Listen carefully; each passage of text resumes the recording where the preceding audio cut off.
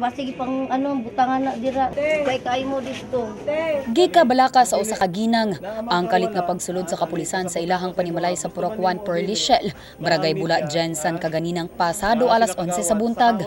Nabalaka kining base og plantahan og ebidensya ang ilahang panimalay. Kini atol sa search warrant nga giimplementa sa Bula PNP sa maong lugar. Dito na asakto siya sa kuana. Ako man ko aniya.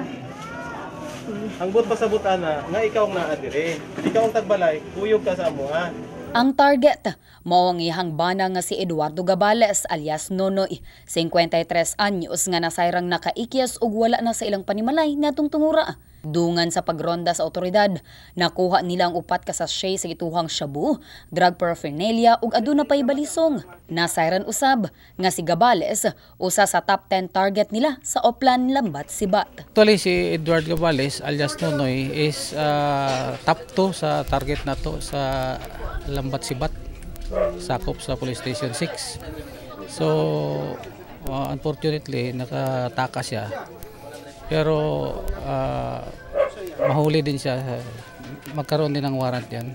Apan human sa maong pagronda, miangko ng asawa ni Gabales nga kahibalo siya sa mga illegal nga transaksyon sa iyahang bana. Dili ka makamatikod nga Nakamatikod nag-aana siya, pero imo hapon siya ginapahimangnuan, ginaingnan. Kung sa imo ginaingnan sa iya ha? Ginistoryahan yun na tigulan man po siya ginaingnan na Mundang. Oo.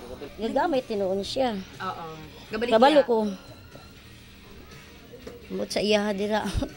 Sa pikas nga bahin, ang nadakpan sa Bula Police ni atong Enero 21 nga si John Rivas napasakaan kuno og kaso.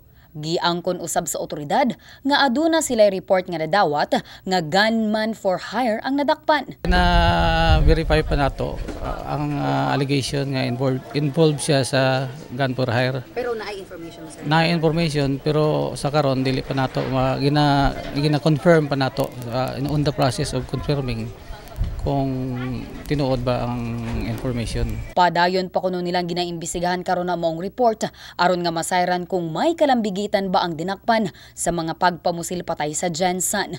Karong adlaw usab, napasakaan na og kasong kalapasan sa RA 9165 kung Comprehensive Dangerous Drugs Act of 2002 ang mga nahisgutan.